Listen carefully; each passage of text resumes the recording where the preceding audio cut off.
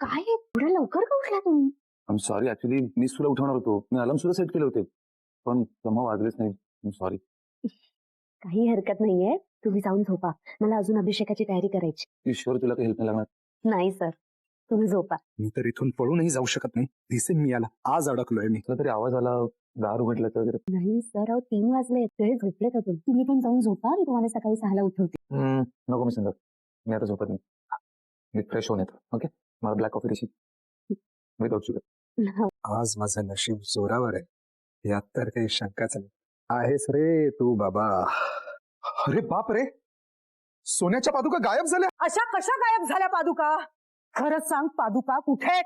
तुम्ही अचानक ईश्वरीजींवर असा संशय का घेताय? तिच्या वडिलांच्या ट्रीटमेंटसाठी 8 लाख रुपयांची गरज आहे. हिने चोरल्यात सोन्याच्या पादुका. मामी स्टॉप इट.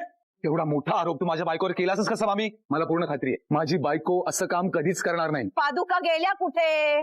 आजी मला थोडा वेळ दे. चोर आणि त्याने चोरीला पादुका दोन्ही तुझ्या समोरच. आजी, गुरुजी यायच्या आत पादुका इथे असते.